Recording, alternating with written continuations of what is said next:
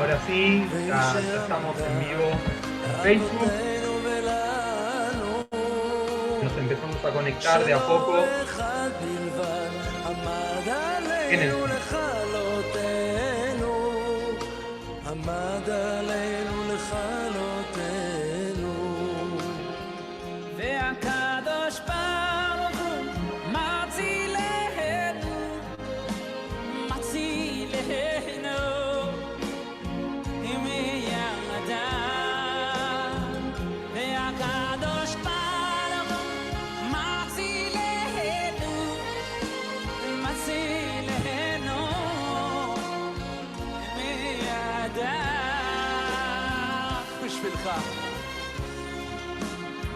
Ahí ya entran los últimos.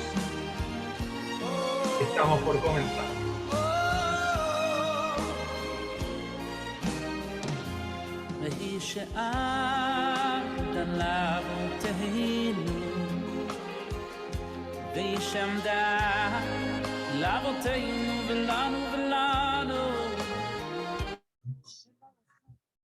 Podría dejar la música, creo que todo el encuentro.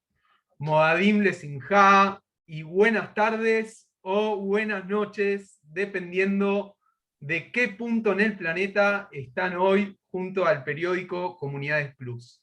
Justamente esperando poder viajar en una travesía única como solo Mario Sinai puede garantizar. Hace tiempo tuve la oportunidad de escuchar una charla cuyo tópico era el viaje. Y una de las frases que me marcó decía, uno del viaje no necesariamente vuelve mejor, pero sí diferente. La pandemia, como es bien sabido, nos quitó la oportunidad de poder viajar y es por eso que especialmente hoy los invito a que disfruten, aunque sea de forma virtual, esta oportunidad de poder viajar. Porque realmente lo que Mario Sinai tiene para contarnos es algo imperdible. No puedo leer todo el currículum de Mario, pero sí brevemente contarles que él es doctor en educación y especialista en temas de la Shoah, del Holocausto. Querido Mario, Mario Sinai, es un gusto volver a encontrarte en el periódico Comunidades Plus. Y antes de que comencemos con esta disertación de lujo, queremos contarte con Natalio Steiner, director del periódico Comunidades Plus, que tenemos una sorpresa para vos y para la gente para el final del evento. Esto realmente es una sorpresa. Mario no estaba al tanto de esto. Así que recuerden que después de la disertación de Mario, vamos a contar con una sorpresa y vamos a pasar un lindo momento, como nos gusta decir, en comunidad. Así que, querido Mario, el público te aclama, el público te espera, el público te desea para empezar a viajar en el día de hoy. Bienvenido, Mario. Bueno, gracias a todos, a toda la gente de Comunidad Plus, muchos amigos que veo, y no voy a mencionar a todos para no pifiarla, pero hay muchos amigos de Argentina. Hola, señora Zafrán, ¿cómo está? Hay chilenos, hay uruguayos, veo también algunos amigos peruanos. Entonces, como hay una sorpresa, bueno, Budapest es hermosa, terminé muy lindo. ¿Cuál es la sorpresa? Ya la vas a ver, Después, ya la vas a ver. la va a ver a tiempo, Bueno, todo tiempo, Mario, todo su okay, tiempo. entonces, vamos a empezar. Budapest, que es la capital de Hungría, está situada en las dos márgenes del río Danubio y surgió de la unión de tres ciudades, Buda y Pest, recibiendo finalmente el nombre de Budapest. Antes de la Segunda Guerra Mundial, vivían en Hungría, en términos generales, cerca de 800.000 judíos, y en su capital, Budapest, aproximadamente un cuarto de ellos, o sea, 200.000. Y esto la convertía en el centro de la vida cultural, profesional, intelectual, industrial y artística de la comunidad judía de Hungría. En el periodo de entreguerras, la comunidad judía de Budapest estaba organizada en 5 comunidades. O sea, no hace falta ni una, ni dos, ni tres, 5 comunidades. Una ortodoxa, 4 neológicas. Más adelante voy a explicar qué es la corriente neológica. Y entre las instituciones que sobresalían de Budapest está el Seminario Teológico Judío, el Museo Judío Húngaro y la Sociedad Literaria Israelita Húngara. Todo esto antes de la Shoah, ¿ok? Hasta la ocupación alemana de Hungría y de Budapest, que ocurre el 19 de marzo de 1944, o sea que muy tarde en la Shoah, en el Holocausto, los judíos vivían en una relativa seguridad, relativa en comparación a los otros, y tomando en cuenta de que Hungría era un gobierno partícipe, un gobierno colaborador de Hitler. La visita que vamos a hacer hoy a Budapest nos va a recordar distintos personajes que vamos a tratar de unirlos en un hilo temático. Herzl, Hannah Senesh, Raúl Wallenberg y, por qué no, el humorista húngaro-israelí Efraín Kishon. Entonces, dicho estas palabras, voy a compartir un poco de pantalla, porque siempre es bueno acompañarnos de las fotos. Entonces, aquí tenemos una de las muchas fuentes, de las muchas fotos famosas de Budapest, con su importante puente de las cadenas, que en un minuto hablaré de él.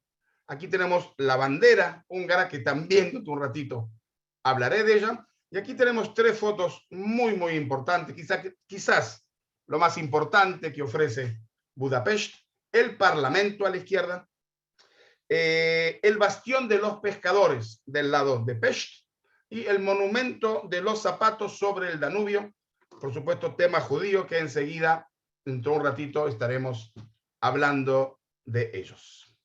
Entonces, los que recuerden, los que estuvieron con nosotros en las charlas anteriores, Praga, Cracovia y Vilna judía, yo primero presenté siempre el tema judío y después el tema turístico. Hoy voy a cambiar un poquito la metódica y voy a hablar primero una cosa general turística de Budapest, después la parte judía y después voy a volver a cerrar con otra parte turística más. Entonces, en la parte turística, quizás lo más importante y lo más significativo es el Parlamento, cosa que es visitable.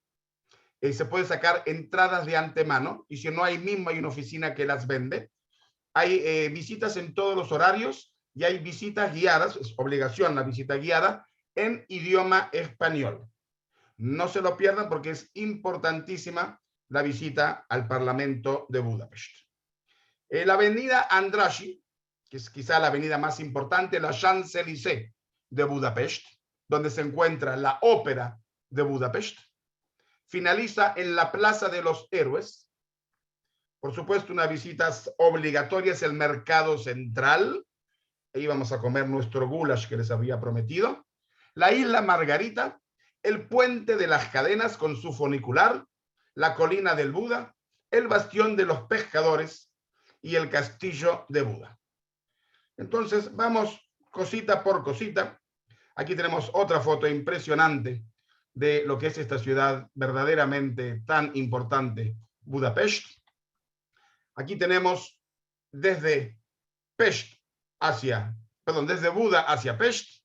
Este es el Parlamento, esta es la entrada al Parlamento. Noten qué bonito, me refiero a la señora, que es mi esposa Marta, que está ahí parada. El Parlamento es verdaderamente algo importantísimo. La visita dura 1 hora y es muy importante en sus contenidos y en lo que implica la visita al edificio. Aquí la tenemos, el Parlamento, desde el otro lado del Danubio. Aquí lo tenemos de noche. ¿Cómo se ve de noche? Desde Pest, el edificio del Parlamento, verdaderamente es impresionante. ¿Okay? No hay otra palabra. Y aquí tenemos el monumento en la misma plaza del Parlamento, en memoria, por supuesto, de la Revolución Húngara contra los soviéticos del 25 de octubre de 1956. Es un monumento subterráneo, se baja, es un museo. Aquí tenemos 2 fotos famosas de la época. La bandera húngara, ven que le han quitado el símbolo como símbolo, el símbolo nacional, como símbolo de revolución. Y vemos ahí cuando ellos tiraron, los revolucionarios, en esa fecha tiraron el monumento de Stalin y con esto en realidad comienza, con este acto comienza la revolución del 25 de octubre de 1956. Aquí tenemos a la gran avenida Andrassy a la izquierda. Bueno, las dos fotos son de la avenida Andrassy. Verdaderamente es impresionante, es impactante. En la foto de la izquierda atrás tenemos el monumento de la Plaza de los Héroes, ya lo vamos a volver a ver. Y es una avenida digna de caminar doblemente, por un lado y después volver por el otro lado. Hay edificios importantes, hay museos importantes, verdaderamente una avenida digna de visitar. Uno de los edificios más importantes, por supuesto, es la Ópera de Budapest. Y si ya vamos a Budapest, hagámoslo de antemano y tomemos una noche en un concierto o un vals o cualquier cosa que haya en la Ópera de Budapest, que verdaderamente es impresionante. Mi última visita con mi señora, y no lo sabíamos, habíamos comprado de los Cisnes, el baile de los Cisnes, ¿cómo se llama? Se fue el nombre, de los Cisnes, bueno, ustedes saben a lo que me refiero, y daba la mala casualidad que a pesar de que era el Teatro Nacional, la ópera estaba en restauración, y lo hicieron en otro teatro. Pero seguía siendo el Teatro Nacional de Budapest. Acá vemos el edificio en todo su esplendor, el interior del edificio, que dicho sea de paso, si ustedes ya compran una obra, entonces no tienen que pagar, sino se paga para hacer una entrada y una visita, y es verdaderamente un edificio monumental con una de las acústicas mejores del mundo, lo que yo he escuchado, y esto es lo que dicen ellos, que solo compite con el Colón de Buenos Aires, en lo que a la acústica se refiere. Nuevamente el edificio de noche, ¿ok? La Plaza de los Héroes, una plaza monumental, por supuesto, toda la historia de Hungría, del Imperio Austrohúngaro, y a los dos costados dos grandes museos muy importantes para visitar, un museo de arte y un museo de historia. Este es el mercado central. Después voy a volver al mercado central, en la parte turística al final. Está acá donde están todas las artesanías, los salamis que se comen ahí, etcétera, etcétera, etcétera, y no va a poder faltar, no nos vamos a ir de Budapest sin comer un suculento plato de goulash húngaro. La isla Margarita, que ya hemos mencionado, el puente de las cadenas, que es el puente más importante de los 7 que hay en Budapest, otra vez el puente de las cadenas, con sus leones guardianes, el funicular para subir a la ciudad de Pest, el Bastión de los Pescadores, que verdaderamente es una obra magnífica, arquitectónica y digna de visitar y sentarse y tomar un café y sacar fotos, etcétera, etcétera, etcétera. El Palacio de Pest, abierto a las visitas. El Palacio de Pest desde este lado del Danubio, o sea, desde el lado del Parlamento. De noche, la misma foto, pero de noche. Nuevamente, otra foto nocturna del Palacio de Pest. Y volvemos al Bastión de los Pescadores, con toda una cantidad de monumentos, que hay muchísimo en lo que hablar. Aquí está el Bastión de los Pescadores, el Danubio y el Parlamento al otro lado. ¿Ok?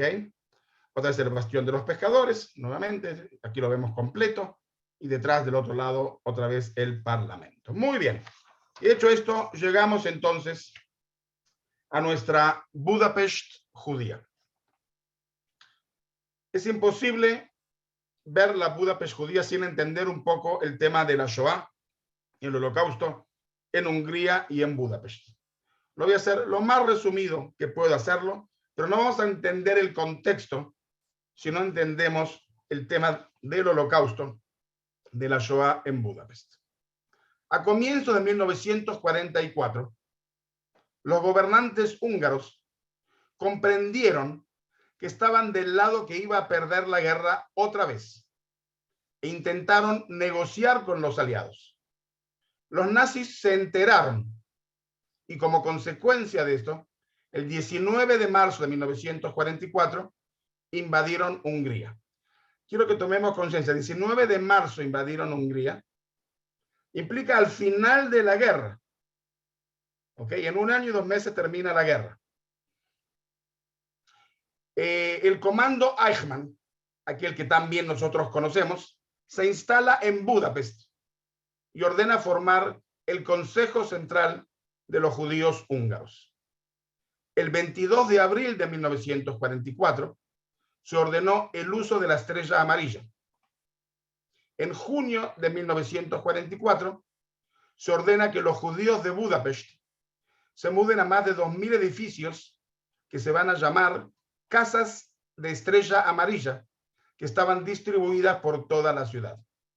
Lo que hoy conocemos como el patio de Gudhu fue una parte única del distrito judío, en un momento que conectaba las calles Dov 16 y Kirali 13 por 6 patios y 7 edificios adjuntos que tenían 240 metros de largo.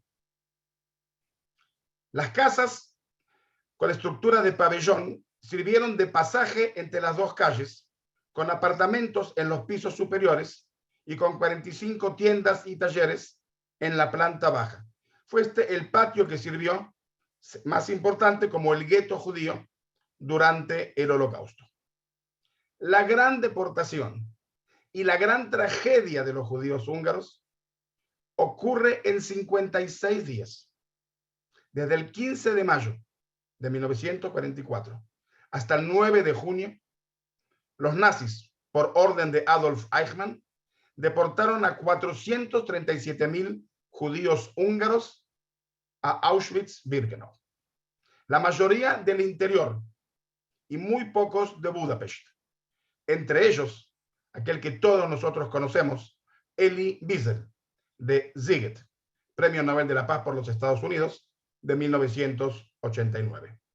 El gobernador de Hungría, Miklos Horthy, acá tenemos las casas amarillas de las estrellas. Las casas estaban marcadas, como ustedes pueden ver, con una estrella amarilla en la puerta de la casa. El gobernador de Hungría, aquí a la izquierda, Miklos Horthy, suspendió las deportaciones el 6 de julio de 1944. A fines de julio, los 250.000 judíos de Budapest eran prácticamente los únicos que quedaban en Hungría. En octubre de 1944, Horthy manifestó su deseo de retirar a Hungría de la guerra y, como consecuencia, los alemanes apoyaron un golpe de Estado fascista antisemita. El grupo que asume el poder, lo vemos a la derecha, se va a llamar las Flechas Cruzadas. Y eso ocurre el 15 de octubre de 1944. El 6 de noviembre de 1944, los húngaros concentraban a 70.000 judíos, hombres, mujeres y niños, en la fábrica de ladrillos Ujlaki, en Obuda, y desde allí los obligaron a marchar a pie hasta los campos de Austria, en lo que llamaríamos más tarde la Marcha de la Muerte de Budapest. Y se crean el gueto internacional en Budapest. El gueto pequeño o el gueto internacional fue establecido en noviembre de 1944 en aquellas denominadas casas protegidas o las casas con el Maguen David. Estas estaban habilitadas por 15.600 judíos que poseían documentos de protección de la embajada suiza, con Suecia, España, Portugal, El Salvador y el Vaticano. O sea, se formó un gueto para personas que no eran deportables. Repito, 15.600 personas. Y de aquí es donde vamos a conocer más adelante a Raúl Wallenberg, junto con los otros cónsules que hemos mencionado, que ayudaron a la formación. Y se decreta la formación del gueto grande en Budapest. El 29 de noviembre de 1944, la Cruz Flechada ordenó que los judíos que quedaban en Budapest se trasladasen a un gueto cerrado, ubicado entre las 3 sinagogas, la sinagoga Duani, la sinagoga Rumbach y la sinagoga Kaczynski. Allí debían trasladarse a principios de diciembre los que no tenían documentos de protección emitidas por un país neutral. Los judíos que quedaron en Budapest fueron concentrados en el gueto grande. Nuevamente acá está el mapa. Rodeados de una valla de tablas con 4 puertas. El 10 de diciembre de 1944 se selló el gueto. En enero de 1945 habían en él 70.000 judíos. Es considerado, por lo tanto, el último de los guetos de Europa. Entre diciembre de 1944 y finales de 1945, las flechas cruzadas tomaron a 20.000 judíos del gueto, los fusilaron a lo largo de las orillas del río Danubio y arrojaron sus cuerpos al río. De ahí el monumento de los zapatos sobre el Danubio, que después volveremos. Como un epílogo de esta parte histórica, las fuerzas soviéticas liberaron a Budapest el 13 de febrero de 1945. En el momento de la liberación, quedaban más de 100.000 judíos en la ciudad. Hungría fue liberada el 4 de abril de 1945. Hoy en día, se estima que hay más de 100.000 judíos viviendo en Hungría, la mayoría en Budapest, hogar de la sinagoga más grande de Europa. A la vuelta de la esquina de esta sinagoga, la sinagoga Doani, se encuentra la sede de la Federación de las Comunidades Judías Húngaras, una organización paraguas, algo así como la DAIA en Argentina, que representa la mayoría de los judíos del país. Su director, Andras Heisler, es hijo del sobreviviente del Holocausto, Rosa Heisler. Muy bien. Terminada esta parte, acá tenemos una foto antigua de la sinagoga Doani, que enseguida hablaremos de ella. Vamos a pasar ahora a ver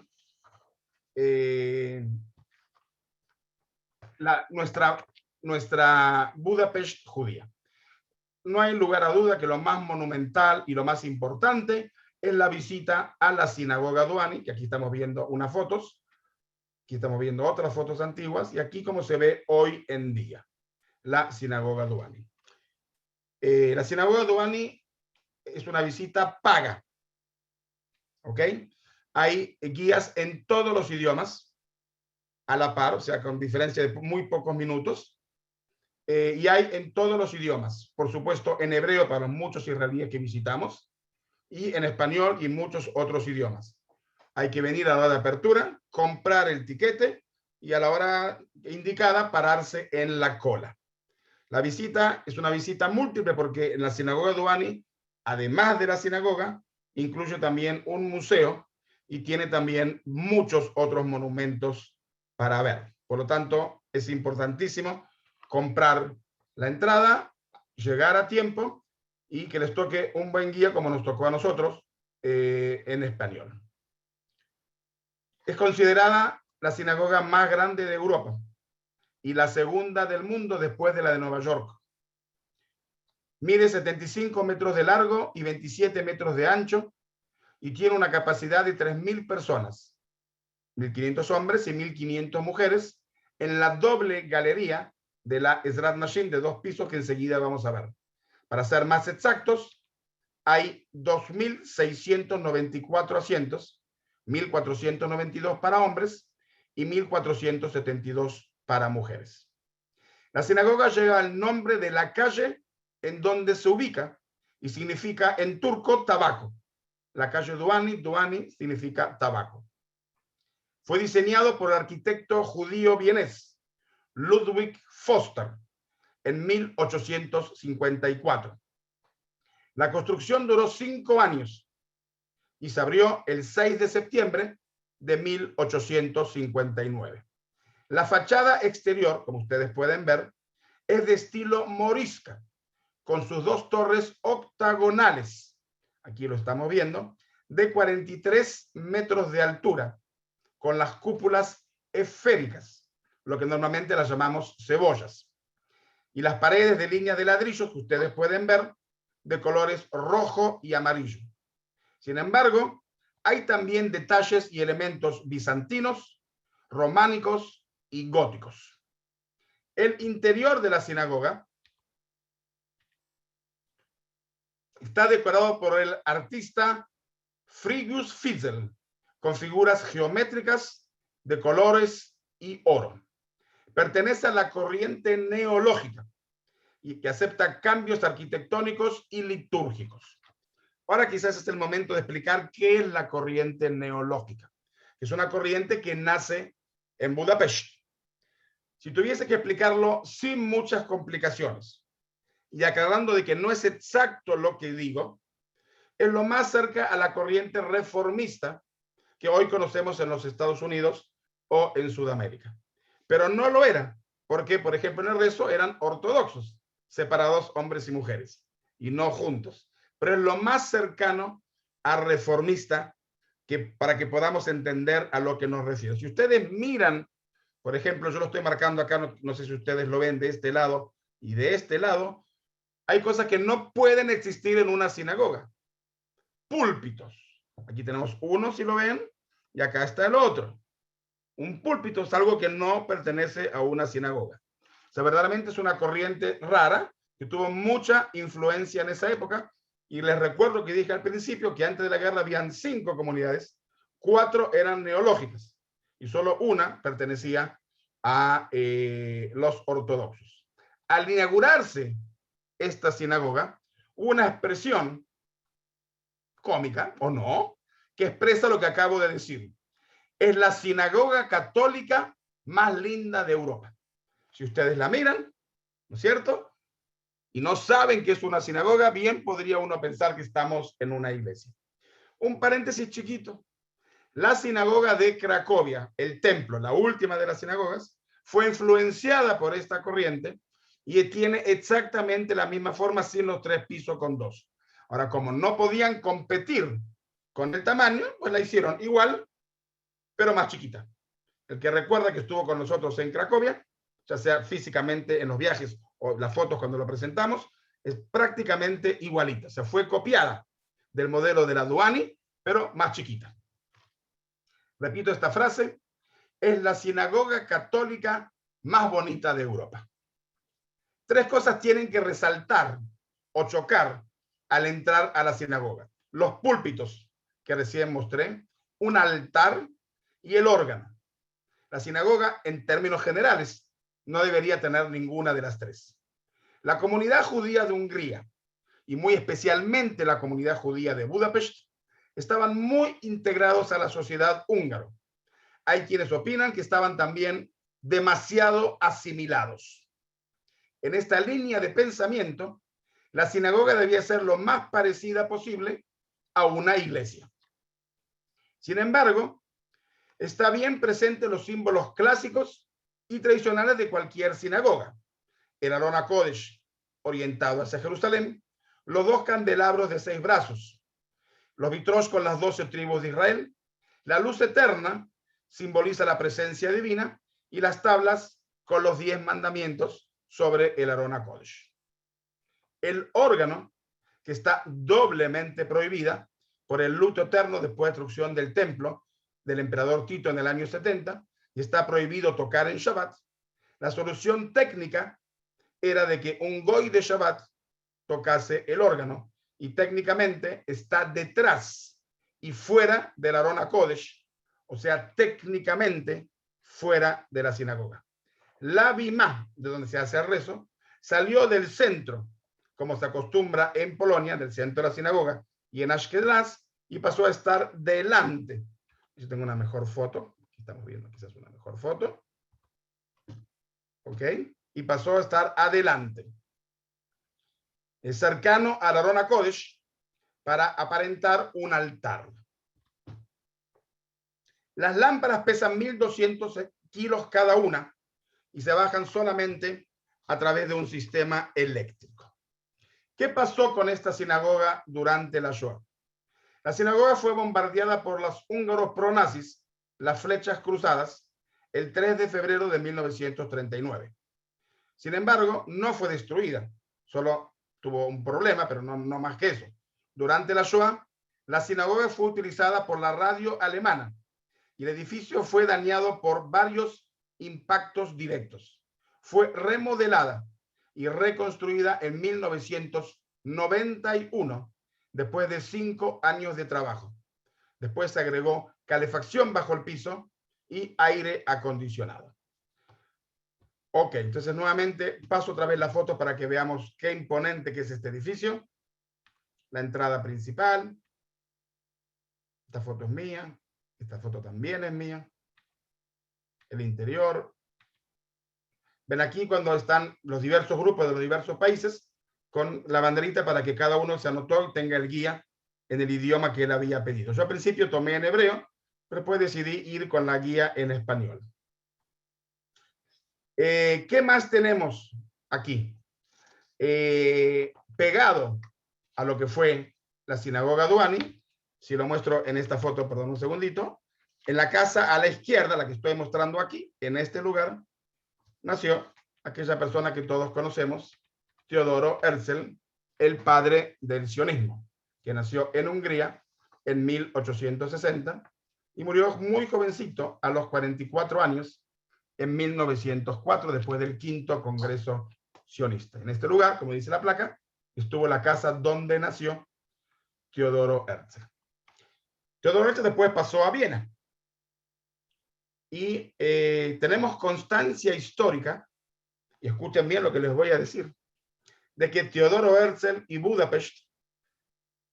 Teodoro Herzl y Sigmund Freud eran contemporáneos y pasaron juntos un periodo en Viena y pasaron juntos un periodo en Budapest. La historia judía tiene que estar eternamente agradecidos de que estos dos hombres nunca se hayan encontrado. Se preguntarán por qué. Imagínense ustedes que Teodoro Herzl se hubiese encontrado con Sigmund Freud y le hubiese dicho, I have a problem. Señor Freud, tengo un problema. Menos mal que estos dos tipos nunca se encontraron. Un poquito de humor nunca viene mal. Además, hay muchísimos monumentos que enseguida vamos a ver. Este monumento dentro de la sinagoga, dentro del patio de la sinagoga, simboliza la marcha de la muerte que conté de Budapest. Ustedes entendieron el relato histórico. La deportación primero fue de los judíos del interior y protegieron a los judíos de la capital. Después comienza una marcha de la muerte y este es el monumento de la marcha de la muerte de los judíos de Budapest. Pero en el patio que ustedes pueden ver, que es muy grande, están también estas fosas. Ustedes se preguntarán cómo tumbas adentro de una sinagoga. Entonces, aquí va la respuesta. Ven que hay muchas. Aquí detrás, aquí está el monumento, al final, está el monumento de la Marcha de la Muerte que antes mostré. Así es como se encuentra el patio de la sinagoga en la liberación de Budapest el 18 de enero de 1945. Y como ustedes pueden ver, habían miles de judíos que habían sido asesinados en el patio de la sinagoga. Y entonces los enterraron ahí mismo. Como ustedes pueden ver en la foto histórica que está acá. ¿Ok? El 18 de enero de 1945, así fue encontrado miles de judíos que habían sido asesinados antes de la entrada de los soviéticos y fueron enterrados ahí. Y hoy en día se ve de esta manera que lo estamos viendo nosotros. Ven que hay cerca de 20 fosas donde fueron enterrados estos judíos que fueron asesinados por las flechas cruzadas minutos antes de que los soviéticos liberen Budapest y la sinagoga. ¿Qué más tenemos? Tenemos el famoso árbol de la vida, que es un sauce llorón, como ustedes pueden ver ahí, de Ima Vargas, donado por una persona que ustedes conocen, Tony Curtis. ¿Y qué tiene que ver Tony Curtis? Tony Curtis nació como Bernard Schwarz. Su padre fue Emanuel Schwarz, un judío húngaro. Entonces fue él quien donó el árbol. El árbol conmemora a los 600.000 judíos asesinados durante la Shoah. 200.000 sobrevivientes, hoy la mayoría fueron a Israel, a los Estados Unidos, una parte no pequeña también a la Argentina y a Sudamérica. Aquí tenemos otra vez el sauce llorón, en conmemoración a estos judíos, con mi señora Marta delante del monumento. Y también hay varias placas en conmemoración a los justos de las naciones. Tenemos acá a Raúl Wallenberg, que enseguida volveremos a él, el cónsul sueco en Budapest, quien organiza el rescate de los judíos, y a Sir Nicholas Winton, quien organizó el Kindertransporte, y parte de los judíos húngaros que también llegan a Inglaterra antes de comenzar la guerra. Niños. Inglaterra recibió 10.000 niños judíos, perdón, sin sus padres. Hay muchas personas involucradas en el Kindertransporte, pero quien lo organiza fue desde Inglaterra, Sir Nicholas Winton.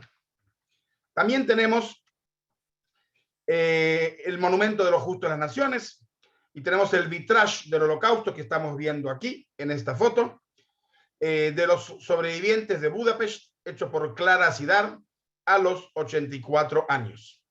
Y el edificio que está a la izquierda es la Sinagoga de los Héroes de 1913, diseñado por Laszlo Vago en conmemoración a los 10.000 soldados judíos húngaros que cayeron en la Primera Guerra Mundial. Repito, 10.000 soldados judíos húngaros cayeron por Hungría en la Primera Guerra Mundial. Además, hoy en día abrieron un Talmud Torah, un Beit Midrash, y hay un museo, una muestra itineraria del gueto de Budapest. Un momentito, no tengo foto, perdón. Y un museo de judaica llamado Tamid, o sea, eternidad, con 300 objetos de judaica en oro, plata y cobre. ¿Okay? Un detalle técnico, los que viajaron conmigo lo saben. Otro de los motivos importantes para la visita es que aquí hay baños, cosa que siempre es muy difícil de conseguir en los lugares turísticos. Aquí hay varios lugares con baños. Así que todo buen guía sabe decir al final de la visita, ahora vamos al baño todos. Muy bien. Entonces, esta es la sinagoga Duani.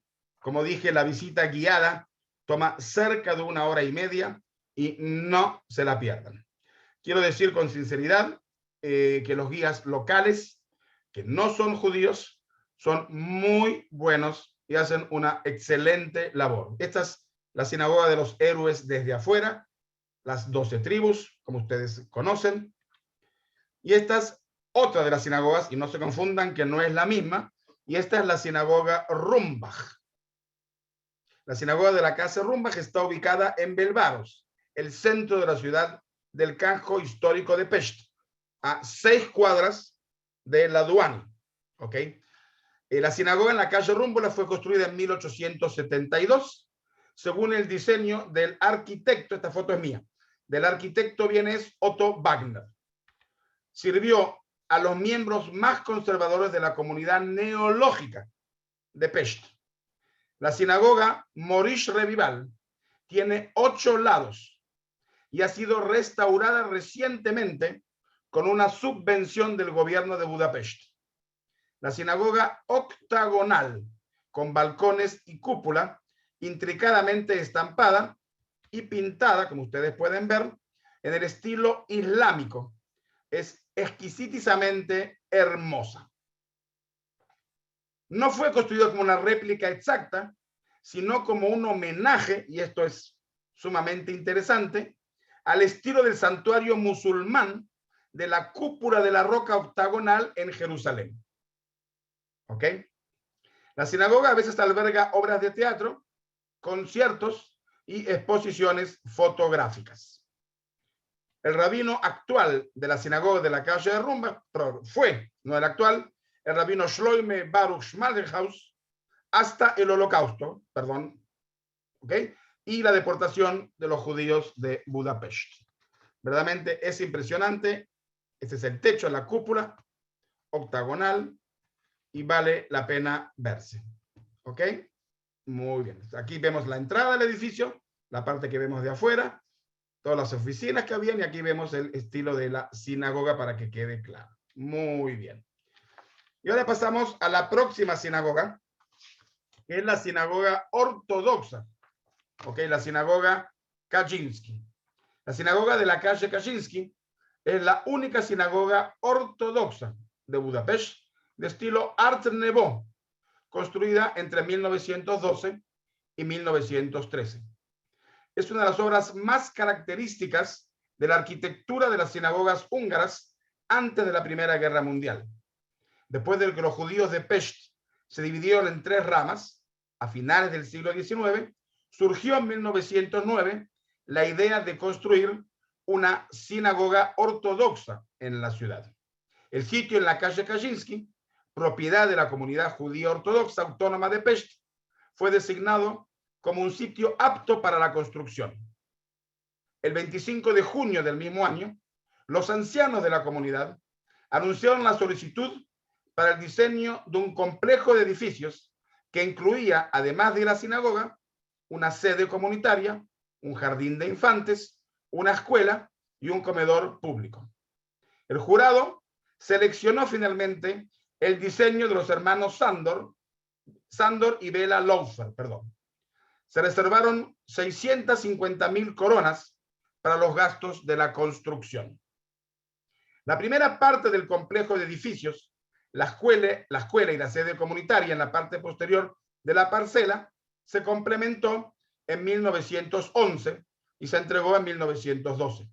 La construcción de la sinagoga comenzó en la primavera de 1912 y se retrasó y se abrió oficialmente el 29 de septiembre de 1913.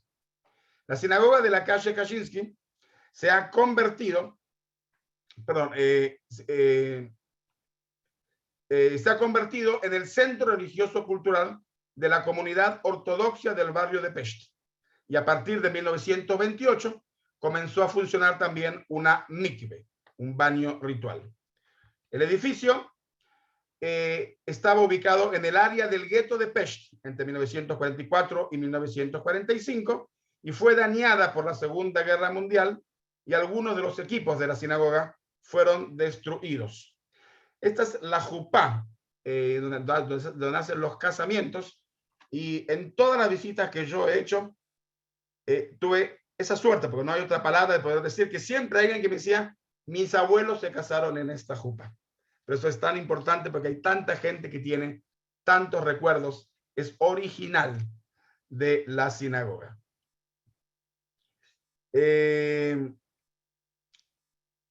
Aquí vemos el interior de la sinagoga hoy en día. Así como se vio, como quedó después de la Segunda Guerra Mundial. Y aquí como la vemos nuevamente con el día de hoy. Ok. Aquí en la entrada, ustedes podían haber notado, aquí está en la parte de arriba. En la parte de arriba, creo que aquí en la foto también la podemos ver. En la parte superior de la entrada hay una cita hebrea de 2 líneas del Antiguo Testamento a lo largo de la fachada. Y dice del libro Génesis, capítulo 28, versículo 17. Qué asombroso es este lugar. Esta es la casa de Dios y esta es la puerta del cielo. Bueno, entonces esta es la tercera sinagoga. Inmediatamente al ladito está el Café Tel Aviv. Yo no puedo decir que es el mejor café que tomé en mi vida, pero como judío, como israelí, uno sale de la sinagoga, era invierno, como ustedes pueden notar, obvio que fuimos al Café Tel Aviv a tomar un café, por una cuestión de sentimientos, no porque digo fuese el mejor café de Budapest. Además tiene también comida kasher, después vamos a hablar un poquito más de eso. Lo que muy poca gente sabe, que del lado de Pest también había una sinagoga, la sinagoga Leo Frenkel. La sinagoga Leo Frenkel se encuentra del lado de Buda, de Pest, en el distrito 2, en la calle Leo Frenkel 49. O sea, incluso la calle lleva su nombre. Es una sinagoga neológica, que era la corriente principal de la comunidad judía. Ahora, es tremendamente interesante. Miren la foto y ustedes ya pueden notar que está construida dentro de un patio, adentro de un complejo de viviendas. Toda la gente que vivía en estas viviendas, antes de la Shoah, eran judíos. La congregación de los rezos eran similares a los conservadores o a los masortim, pero sin ser igualitarios.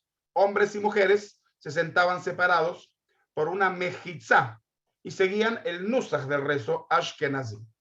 Esta sinagoga, miren, esta foto le va a quedar más claro, porque si ahora notan, ven que del lado de afuera uno no puede notar que es una sinagoga. Ven que la fachada está del lado interno. O sea, la parte de atrás es lo que da a la calle. Ahora miren la próxima foto. Si yo la miro desde lejos, aquí creo que lo ven mejor claramente. ¿Ok? Cuando yo camino por la calle Leo Frankel y miro este edificio, normalmente una persona normal dice, esto es una iglesia. Por lo menos cuando yo hice la visita y nos dijo, ¿qué están viendo? Lo que yo dije es una iglesia. ¿Qué va a hacer? Y ven que la entrada está del otro lado. Ahora nos va a quedar mucho más claro. Ven que la fachada está del otro lado. Y lo que da a la calle es esto que si uno lo mira, uno dice, bueno, esto debe ser una iglesia. Acá lo vemos más claramente. ¿Ok? Este es el interior de la sinagoga. La sinagoga fue construida en 1888. En la década de 1920 se construyó el edificio de los bloques a su alrededor para protegerla y servir como un edificio comunitario. Durante la Segunda Guerra Mundial, la sinagoga se utilizó como establo y todos sus residentes fueron deportados y asesinados. Hoy en día, la comunidad judía posee solo un apartamento en el edificio y los gentiles viven en el resto de los departamentos. Hay un monumento en el patio con los nombres de todas las familias judías que fueron deportados de sus casas en 1944. La comunidad Leobek es una comunidad judía vibrante que incluye Kabbalat Shabbat, escuela dominical, programas educativos para adultos, un movimiento juvenil para adolescentes, celebraciones y eventos culturales que atienden las necesidades de sus miembros. Cuenta aproximadamente con 350 familias y jóvenes y 150 ancianos miembros de la comunidad. Ok, como hemos mencionado, imposible hablar de Budapest sin mencionar a este gran hombre justo de las naciones, Raúl Wallenberg. Él fue quien organizó, siendo cónsul sueco en Budapest, el rescate de los judíos. Dentro de las muchas actividades que hizo, fue comprar casas junto con los otros cónsules que he mencionado y ponerle banderas de los países neutrales. Y ahí escondían a los judíos. Los nazis sabían que eran casas de ellas, pero siendo perteneciente a la embajada, es territorio del país neutral y por lo tanto no podían entrar. Dicho sea de paso, uno de ellos, y el famoso, y no quiero hablar de política, es el padre de Lapid. El padre de Lapid fue salvado por Raúl Wallenberg, escondido en uno de estos edificios, el padre de Yair Lapid. Entonces, este fue quien organizó, pero junto con él hubo muchos otros. Quizás el segundo más importante es Karl Lutz, el cónsul suizo en Budapest, que otorgaron con una misión hecha junto con los movimientos juveniles sionistas de Budapest, más de 4.500 visas que judíos pudieron salir y rescatarse de Budapest en lo que se llama la Casa de Vidrio, que era el consulado de la embajada suiza en Budapest, una visita obligatoria en Budapest judía. Aquí lo tenemos a él después de la guerra, al cónsul Karl Lutz. Y lo próximo que tenemos, y lo voy a decir con cuidado, a falta de uno, 2 museos del Holocausto en Budapest. No necesitamos 2, no necesitamos 1, 2. ¿Okay? El Centro Memorial del Holocausto de Budapest tiene una exposición permanente que se denomina de la privación de los derechos al genocidio. Al final de la visita se llega a una bonita sinagoga restaurada, aquí la vemos,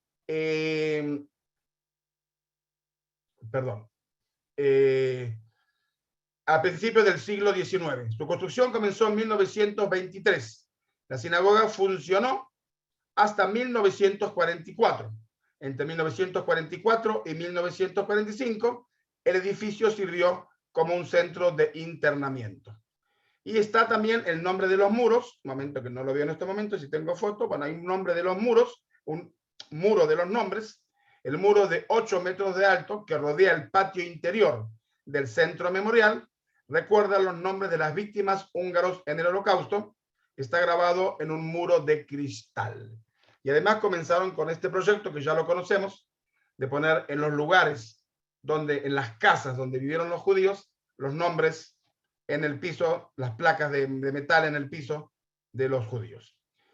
Y yo en mi última visita, y sin conocer, saliendo de la ciudad, veo este monumento por la carretera donde iba. Y le pregunto al chofer, que nos llevaba a Marta y a mí solos, después les cuento, de qué se trata. Y se trata del nuevo Museo del Holocausto de Hungría, la Casa de los Destinos. El nombre es un giro al título de la novela Fatal del escritor húngaro Irme Kertész, ganador también del premio Nobel y también sobreviviente del Holocausto. El museo está ubicado en el sitio de la desaparecida estación de trenes Josefabov, donde muchos judíos húngaros fueron deportados a los campos de exterminio. Una gran estrella de David, como ustedes pueden ver, entre torres con fachadas que se asemejan a vagones de ferrocarril de ganado, marca la entrada al museo.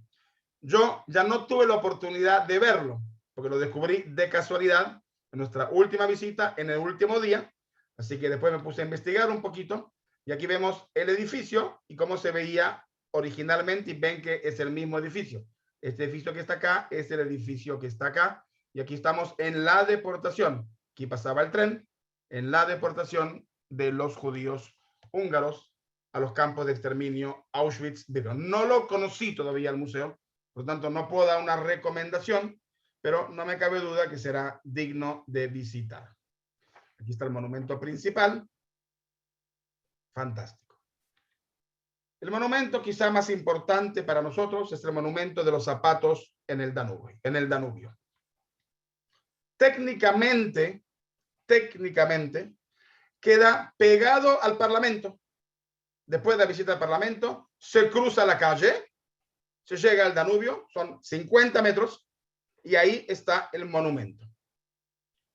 Entre diciembre de 1944 y finales de 1945, como ya mencioné, de enero del 45, las flechas cruzadas tomaron a 20.000 judíos del gueto y los fusilaron a las orillas del río Danubio, arrojando los cuerpos al río. El monumento de los zapatos sobre el Danubio conmemora este genocidio. Los zapatos en el paseo del Danubio fueron realizados en el 2005 por Yehuda Power y Canto Gay. Estos 60 pares de zapatos de hierro solitario, sin dueños, son una alegoría a lo que quedó de estos judíos asesinados y tirados a las corrientes del agua por los fascistas flechas cruzadas. Aquí estoy yo en el monumento y lo que nosotros hacemos, nuestra visita educativa, es ir con nombres y mencionar, darle nombres, aparte de las víctimas, no podemos mencionar a todas, y además le damos a todos y a cada uno de los participantes una rosa roja. Y terminada la visita y el minuto de conmemoración, tiramos las rosas rojas al Danubio. ¿Por qué? Porque decían que el Danubio se veía de rojo de la sangre judía que corría por él. Fueron muy crueles. Ataban a 2 o 3 judíos, normalmente una pareja con un hijo, con alambres de púas, le disparaban a uno y los tiraban al río. No sé si quedó claro, enero de 1945, gélido, morían de congelamiento y de asfixia, y por eso muy trágico y muy cruel lo que ocurrió aquí. Aconsejo a todos la película de Costa Gabras de 1989, La Caja de Música, Music Box. En Argentina la subtitularon Mucho más que un crimen, que relata los eventos de las flechas cruzadas en Budapest. Muy bien. El próximo edificio digno de ver es la Universidad de Estudios Judíos en Budapest, o el Seminario Teológico Judío. El edificio está en pie, como ustedes pueden ver. Fue inaugurado en 1877, pocas décadas después de la construcción de los primeros seminarios rabínicos europeos de Padua, Metz, París y Breslau. Sigue siendo la institución más antigua del mundo, donde aún hoy en día se gradúan rabinos. Los rabinos ortodoxos húngaros estaban muy en contra de un seminario rabínico y para evitar su establecimiento en Budapest, enviaron una delegación al emperador Francisco José de Austria en Viena. Sin embargo, el emperador se mostró favorable a la escuela rabínica e incluso financió su construcción, devolviendo a los judíos el dinero que habían tenido que pagar 30 años antes como impuesto de guerra de la Revolución Húngara de 1848. El creciente segmento liberal de judíos húngaros de la comunidad, conocidos como neólogos, que son neológicos, estaba interesada en una educación secular y sus líderes se esforzaron por tener un seminario modelo. El 4 de octubre de 1877 se inauguró el seminario Joseph Kout. Su primer director fue Moisés Lov Bloch. La biblioteca del instituto contenía alrededor de 25,000 volúmenes de manuscritas y obras impresas. El 19 de marzo, con la invasión de las tropas alemanas a Budapest, Operación Margarita, al día siguiente, el seminario rabínico fue confiscado por la SS y se convirtió en una prisión. Adolfo Eichmann organiza desde este edificio la deportación de miles de judíos húngaros y algunos detenidos políticos a los campos de concentración y principalmente al campo de exterminio Auschwitz-Birkenau. Justo al tiempo antes de la invasión alemana, los manuscritos más valiosos habían sido llevados a una caja fuerte subterránea. Aún así, los nazis se apoderan de una parte importante de la biblioteca. Lograron enviar 3,000 libros a Praga, donde Eichmann planeó construir un museo de la raza extinguida en el antiguo barrio judío. Esto lo hablamos cuando hablamos de Praga. Solo en la década de 1980 se descubrieron los libros en el sótano del Museo Judío de Praga y se devolvieron a Budapest en 1989. La biblioteca sigue siendo un motivo de orgullo para la universidad. Se considera una de las colecciones más importantes de literatura teológica judía fuera de Israel. Inmediatamente después de la derrota de los nazis, el seminario rabínico reanudó su actividad y fue abierto 2 meses antes de la rendición de Alemania. Sin embargo, el número de estudiantes no fue suficiente para mantener el departamento de estudios. En cambio, se organizó una escuela pedagógica para que se graduaran los profesores de religión y de idioma hebreo. A pesar de la política antirreligiosa del gobierno comunista, el seminario rabínico de Budapest se mantuvo vivo. Era el único de su tipo en Europa del Este, pero dependía en gran medida de las autoridades nacionales rusas. La vida religiosa estaba regulada por el Ministerio de Religión, que se encargaba de cubrir los puestos rabínicos vacantes en Hungría.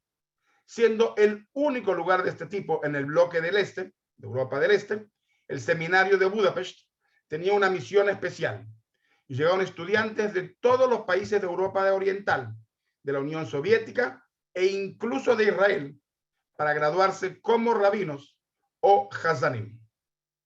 Tras el fin del comunismo en 1989 y gracias a donaciones del exterior, se renovó el edificio del seminario. Se modernizó la biblioteca y se restauraron algunos de los libros más valiosos. Esta es la entrada al cementerio. Vemos que es imponente, con bóvedas muy importantes. ¿Ok? Esta quizás es una de las más importantes de todas. No podemos no mencionar, por supuesto, a nuestra paracaidista Hannah Senesh, que le recuerdo que fue enterrada después de haber sido fusilada en Budapest en presencia de su madre y después trasladada a Jerusalén. Pero ahí queda este monumento en el centro de la ciudad digno también de nuestra visita. Y lo otro importante, que por supuesto no quisiera terminar sin esto, es el Colegio Lauder, que como ustedes pueden ver es impactante. Pues ya entienden ustedes que la familia Lauder es originaria de Budapest y han hecho un colegio modelo impresionante, impresionante como ustedes pueden ver. La Fundación Lauder mantiene muchos colegios y muchas sinagogas en toda Europa Oriental, pero por supuesto principalmente en Hungría. Volvemos, estamos en una hora, a la Budapest turista. Las peatonales de Budapest, la Váci Utka, un paseo por el lago Danubio, el río Danubio, el parque Borosiget, el mercado central, los famosos spa de Budapest y los grandes centros comerciales. Consejos útiles que les quiero dar para que hagan turismo en Budapest. Budapest es una ciudad para caminar. Hay que llevar zapatos, zapatillas cómodas. A diferencia de Praga, que camines donde camines es una ciudad museo, Budapest no. Solamente las partes indicadas turísticamente. Una vez me hice el loco. No, yo quiero conocer solo y me fui a caminar por las calles no centrales, no turísticas. No hay lo que ver. Calles largas, grises, sin nada y no vale la pena. Por lo tanto, no salir de las 3 o 4 o 5 zonas que están marcadas. Para ir de zona en zona, utilizar el metro para visitar los distintos distritos turísticos. Y ojo, no nos hagamos los vivos los argentinos, sacar boleto. En mi primera visita, yo saqué el boleto, pero hay que ponerlo, hay que hacerle el clic. Yo no hice el clic, porque yo soy más vivo que los demás. Y ni bien salí de la estación, Plaza de los Héroes, policía. No te ayuda ninguna cosa. Turista, no turista, argentino, israelí, judío, antisemita, se paga multa. No se hagan los vivos, saquen los boletos. Y como les dije, no salir de las zonas turísticas, no hay lo que ver fuera de ellas. Yo no hago propaganda. Hay mucha hotelería y muy buena. Pero sí quiero decir, si estamos interesados en estar en la zona comercial, está ahí mismo ubicado el Hotel Mercure en la Avenida Central, en la Avenida Váci Utka. No es un hotelazo los que conocemos los Mercure, 4 estrellas, pero está en el centro corazón de la calle turística comercial más importante de Budapest. Yo fui a este hotel, no a ese. Yo fui al, se fue el nombre, ¿dónde lo tengo? Al Novotel, que es un gran edificio, como ustedes pueden ver. No le hago propaganda, pero lo que quiero decir es que está ubicado en la calle Duani. O sea, de aquí a pie, a 4 cuadras, ya está todo el barrio judío.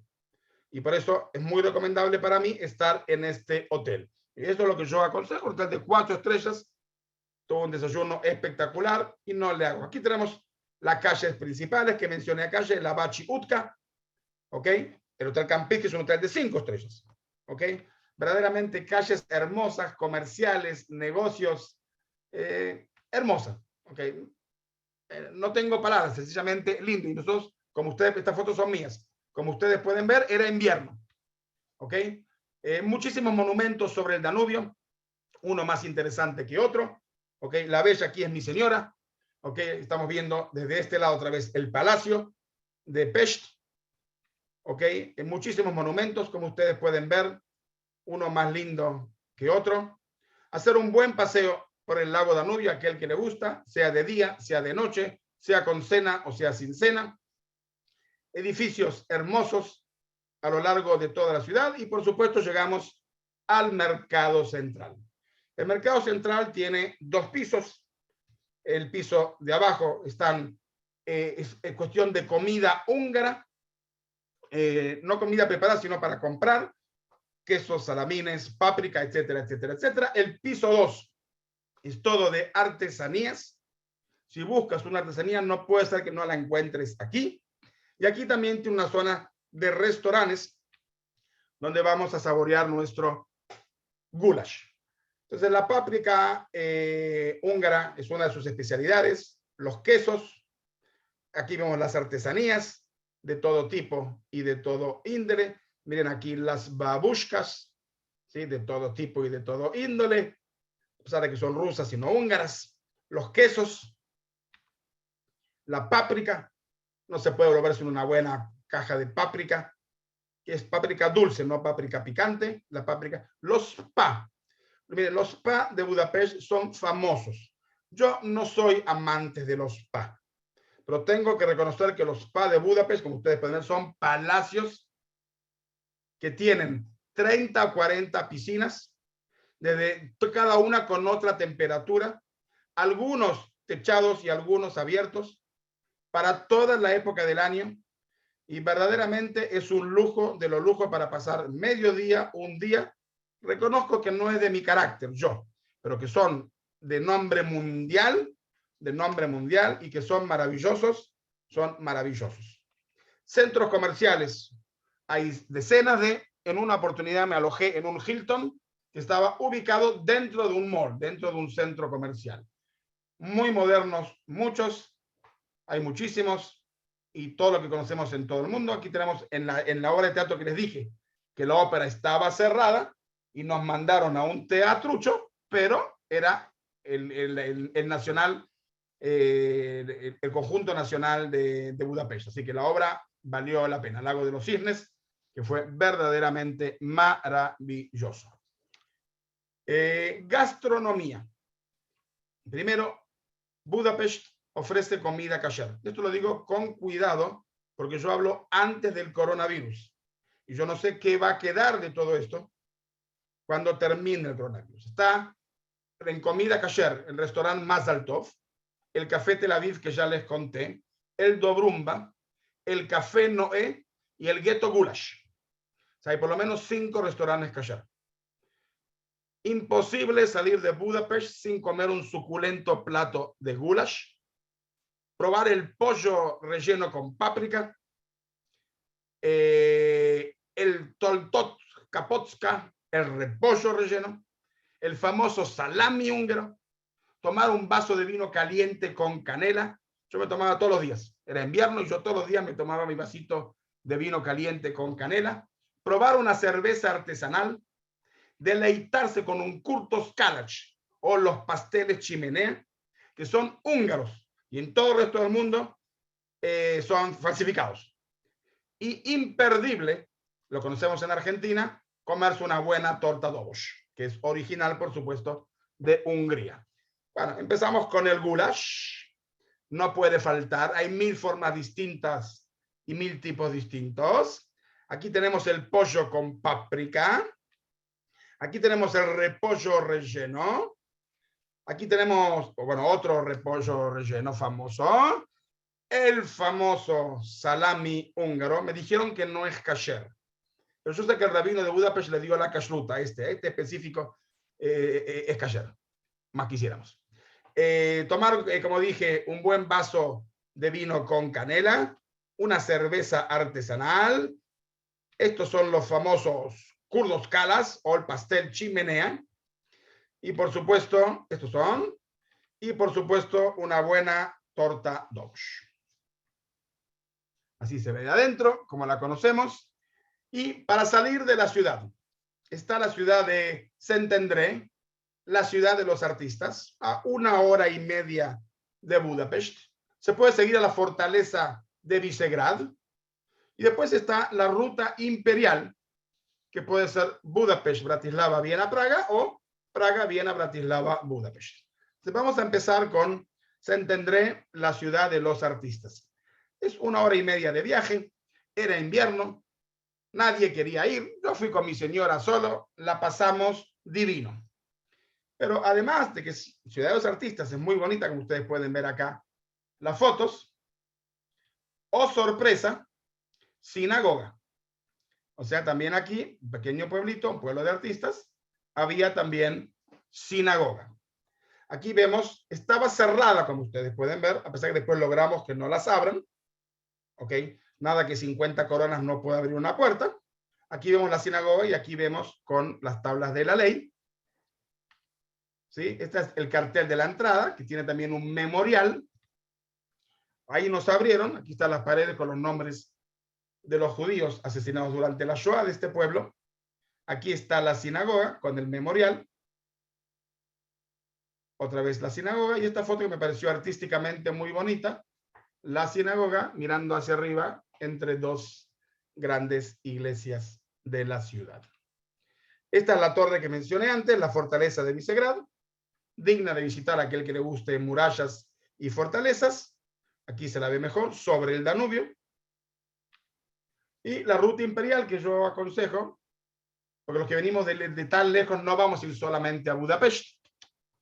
Budapest da para por lo menos 4 días, como yo acabo de mencionar todas las cosas. Yo aconsejo la ruta Budapest, Bratislava, Viena, Praga, o Praga, Viena, Bratislava, Budapest. Es lo mismo, se puede de aquí para allá o de allí para aquí. Cualquiera que necesite más información, aquí les dejo mi mail y mi WhatsApp. Bueno, espero que les haya gustado, y verdaderamente es una ciudad monumental y digna de visitarse. Mario, muchísimas gracias desde ya por todo este recorrido virtual que vos hiciste, mientras Ilan va preparando algunas preguntas que la gente tiene. Yo también tengo muchas, y también Ilan va preparándote un presente especial que tenemos para darte, que ahora vamos a hablar de esto, pero no podría, por un lado, hacerte un comentario que realmente felicito a tu esposa, porque acompañarte a vos hay que tener un training y muy grande, muy importante bajo todo punto de vista. Agradezco a los presentes, hay presentes de distintos lugares. Ahí vi a un amigo hace muchísimos años que no lo veo, que vive en Israel, Billy Schindler, por ahí lo vi la foto en algún lado, que está en Israel, Billy, está muy cambiado, naturalmente. Pero Mario, una pregunta te quería hacer, quizás no sea específicamente de Budapest. Tiene que ver con judíos húngaros, y especialmente con los Satmar, que hasta el día de hoy los conocemos como un grupo jasídico muy importante, no sionista, pero se han originado, si no me equivoco, en Hungría o en Rumania, Satomara, en esa zona. ¿Nos puedes decir 2 o 3 palabras sobre ellos, Mario? No, la verdad que no conozco lo suficiente para decirte, fuera que, como tú lo dijiste, era un grupo no sionista. Las únicas 2 que se pueden adjudicar de que ellos advirtieron del holocausto fue Jabotinsky, que con el plan de Europa, que había que dejar Europa porque una catástrofe está cerca a venir, y los Satmars decían que va a venir una catástrofe por culpa de los judíos sionistas en Israel. Como sabemos, hoy los Satmars están en Nueva York, en los Estados Unidos, pero no conozco lo suficiente como para hablar de ellos. Verdaderamente no tengo el suficiente conocimiento. No hay problema, Mario. Y la otra pregunta, y ya después paso a Ilan y a la gente que quiere preguntar. La famosa foto o imagen que hay de Herzl mirando el Danubio, esa es una imagen impostada, ¿no es cierto? No, eso es de Suiza. No, eso es en Suiza, en el primer congreso sionista. Basilea, no es en Budapest. Basilea. Basilea. Eso es en Basilea, no es en Budapest. Ok. Ilan, adelante, por favor. Y es una foto de verdad. El hotel sigue existiendo. El cuarto no está, tú no puedes alquilar el cuarto. El cuarto ahí es un museo, y si quieres tienes que pagar la entrada para ver el balcón y sacarte la foto donde estaba Herzl mirando. Es un hotel que sigue estando, es en Basilea, Suiza. Perfecto. Ilan. Bueno, Natalio, ¿por dónde seguimos? ¿Vamos por la sorpresa o vamos por la gente? ¿Qué hacemos? La gente. Primero vamos la gente, y después le pedimos antes la sorpresa a Mario, que nos diga 2 o 3 palabras del último libro que acaba de editar, el 10º de ellos, que van a haber muchos más seguramente, pero por lo menos nos adelanta un poquitito del último libro. Ilan. Bien, para que sepas, Mario, hoy nos estuvieron viendo desde, mientras tanto puedes tomar un vasito de agua si querés, nos estuvieron viendo desde Montevideo, desde Israel, desde Gijón, Asturias, en España, desde Chile, desde San Diego, California, en Estados Unidos y aquí en Argentina, desde la Ciudad Autónoma de Buenos Aires, muchos barrios porteños, desde la provincia de Buenos Aires también nos estuvieron viendo, desde Paraná, Entre Ríos, desde Córdoba. Acá me están agregando también desde México, que nos están viendo, desde Canadá, Puerto Rico, Perú, Paraguay. Se van sumando, Miami, ahí me van escribiendo en tiempo real, por eso lo voy leyendo. Tengo un dato de color para contarte, querido Mario, y también va para la gente, que me lo agregó la profesora Graciela Teba, que dice que Franz Liszt tocó en el órgano en la sinagoga en Budapest. Nos dijo un pequeño dato de color más que interesante, y una pregunta que fue muy recurrente, por lo menos en el chat, hace referencia a la cuestión del antisemitismo. ¿Cómo está la cuestión del antisemitismo hoy en día, no solamente en Budapest, sino en toda Hungría, en un paneo general que puedas hacer sobre el tema? Está silenciado, acordate, prendete el micrófono y te escuchamos. Desgraciadamente, y no solamente en Hungría, en Austria, en España un poco, y en Grecia hay una nueva corriente neofascista, y hay un despertar antisemita preocupante en Hungría. No lo preparé en este momento, pero incluso ahí tenemos varias fotos de carteles antisemitas clásicos, el judío prototipo con nariz larga, etcétera, etcétera, etcétera, de los últimos años. Y hay un partido político muy preocupante, xenófobo, y siempre con la xenofobia los judíos también terminan pagando parte de los platos rotos, y hay un despertar antisemita en Hungría preocupante. Pero eso no es una garantía de que ir al viaje va a representar un acto antisemita, ni mucho menos. Es casi imposible que un turista se enfrente con eso. Puedes enfrentarte con un Maguen David pintada en la calle, con cosas por el estilo. Que te encuentres como turista en un evento antisemita debería ser muchísima cosa. El turista no lo va a saber si no se pregunta el tema y si no se habla. Nosotros en nuestra visita siempre tratamos de encontrarnos con algún líder comunitario. Y ahí siempre es el momento que se pregunta esa pregunta. Y los líderes comunitarios que viven ahí y que conocen la realidad mejor que yo son quienes cuentan la situación. Eso es lo que normalmente solemos hacer. Bien. Mario, hiciste mucho hincapié, y acá me hacen una pregunta, en lo que fue el aniquilamiento judío, sobre todo desde el 44 en adelante, y me preguntan cómo fue la vida de los judíos en Hungría hasta ese momento. Bueno, relativamente estaban protegidos por el régimen, no vivieron bien.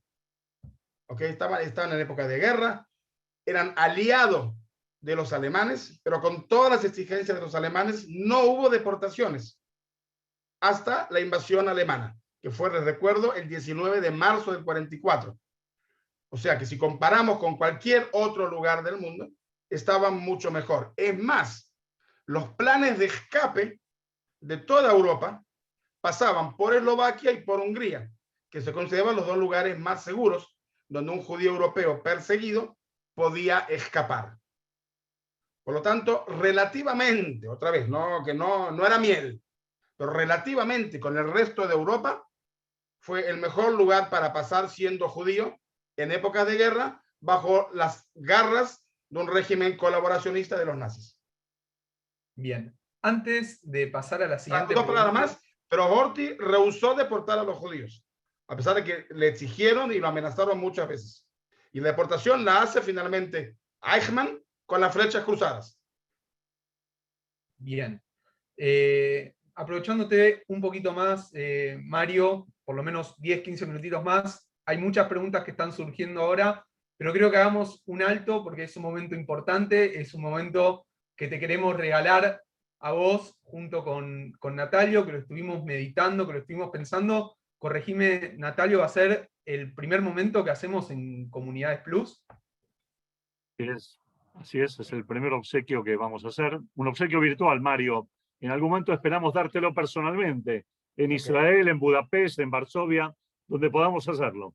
Bien, entonces, momento de sorpresa. En este momento están viendo mi pantalla y les presento el homenaje que quiere hacer Comunidades Plus para con Mario.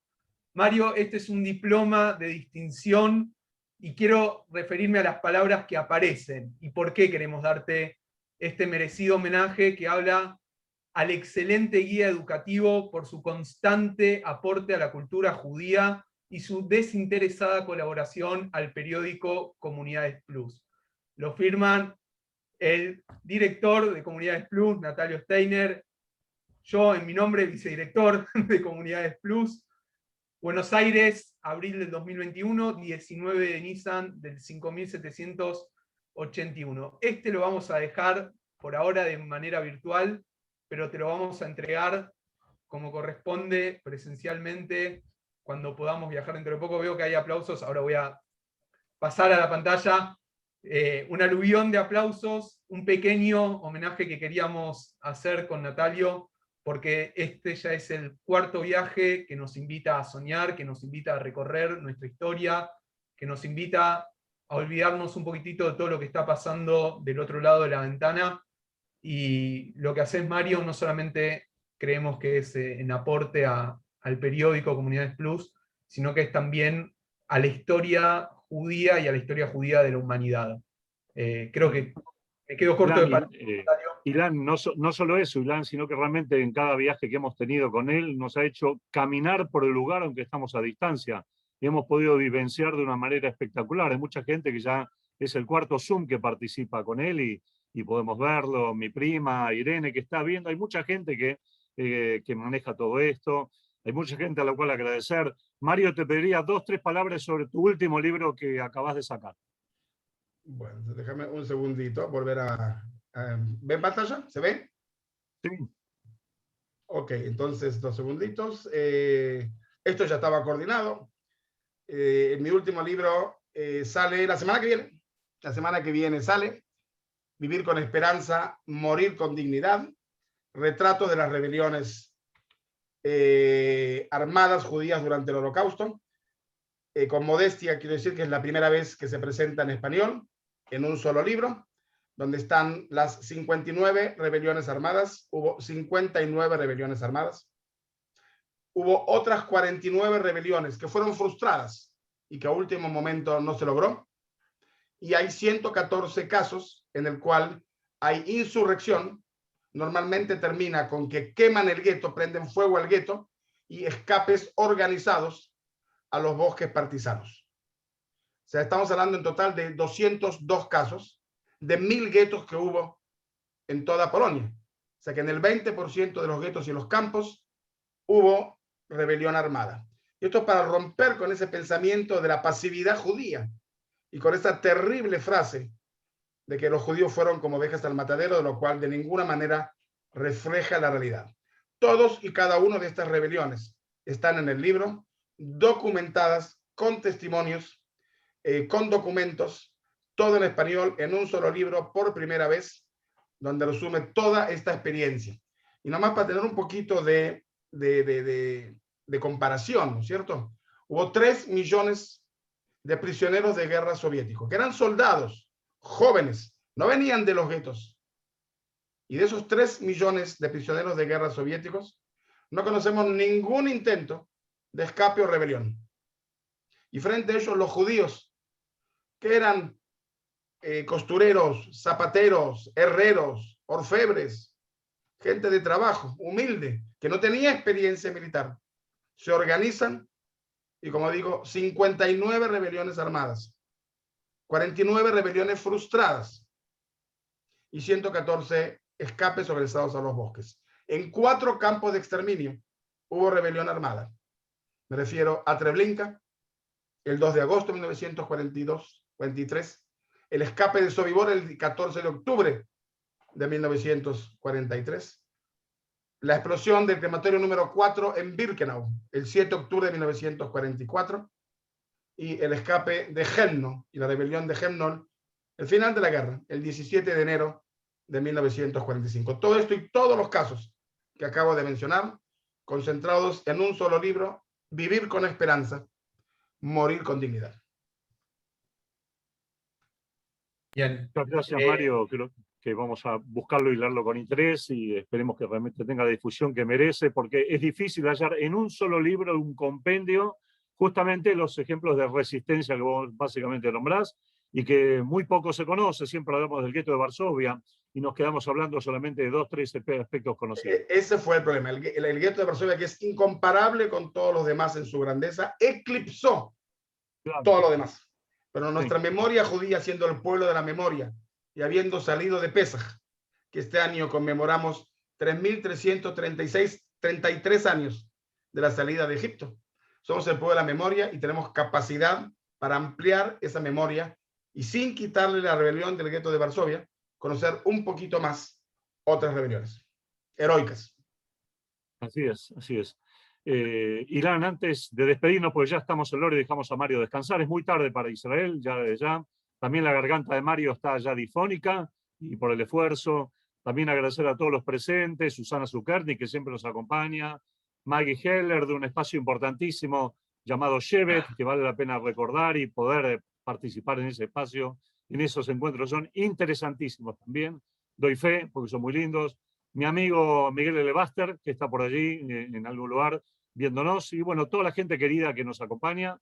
Les agradecemos mucho y les anticipamos algo que hemos hablado con Mario, que algún próximo encuentro con fecha que ya les vamos a notificar si nos escriben al correo electrónico, vamos a hacer un paseo virtual también de estas características por los Balcanes, los países balcánicos, en donde realmente Mario estuvo en 3 oportunidades, ¿no, Mario?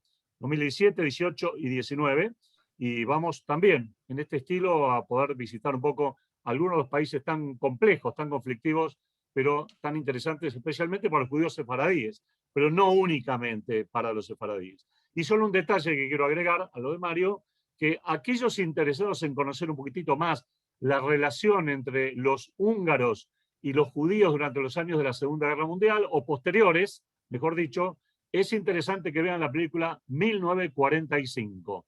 1945, la recomiendo, realmente es una película espectacular. Sus silencios valen más que las palabras de esa película. La pueden conseguir, es bastante accesible en general. Ilan, para la despedida y ya cerramos directamente el espacio. Quiero remarcar una particularidad de los encuentros con Mario. Recuerdo que estuvo presente en uno de los encuentros uno de los directores del Museo del Holocausto, si no me equivoco, de Panamá. Están siempre presentes los amigos del Museo del Holocausto en Uruguay. Me consta, sé por ejemplo de Mónica Packer, que está haciendo mucho un trabajo de difusión de las charlas de Mario. También le agradecemos porque trabajó mucho, Natalio, te comento, para que este evento se difunda. Y en este caso contamos con la presencia de Patricia Flowers, quien es la directora del Centro Educacional Holocausto y Humanidades de Perú, que también nos acompañó en el día de hoy y mandó un saludo muy grande para Mario. Este es un trabajo que hacemos de difusión en todo el mundo, y llegar a tantos lugares, gracias a Mario, es algo único que somos privilegiados de poder vivir. Mucha gente me está preguntando en el chat por las charlas de Praga, de Cracovia. Yo les digo que están tanto en el Facebook de Comunidades Plus, como así también buscando en YouTube Comunidades Plus Praga o Comunidades Plus Cracovia, también aparece el contenido.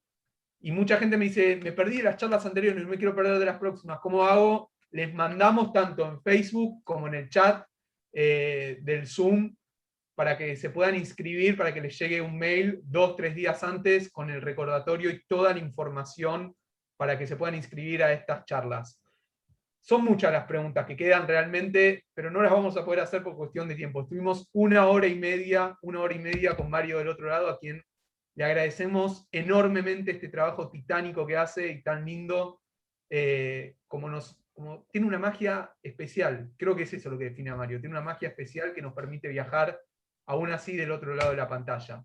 Querido Mario, gracias nuevamente por tu tiempo. Gracias a ustedes por el homenaje que me hicieron. Me olvidé mencionar que el libro cuenta con el auspicio de Comunidades Plus. Y verdaderamente gracias a todos ustedes por estar conmigo y acompañarme. Y dentro de poco se va a terminar la pandemia y vamos a poder volver a viajar. Amén, amén. Pesas Kasher de Sameach para todos y gracias por estar del otro lado. Gracias, y de paso también Shabbat Shalom, Natalio, porque ya mañana... Sí, ya estamos en Shabbat prácticamente. Shabbat Shalom, será hasta la próxima. La charla queda grabada y la vamos a estar subiendo y mandando a los que nos la pidan sin ningún inconveniente. Así que nos despedimos con un poquitito más de música con la que entramos, que es la música de Pesach. Dale. Gracias, gracias Mario. Un abrazo grande. Nos vemos.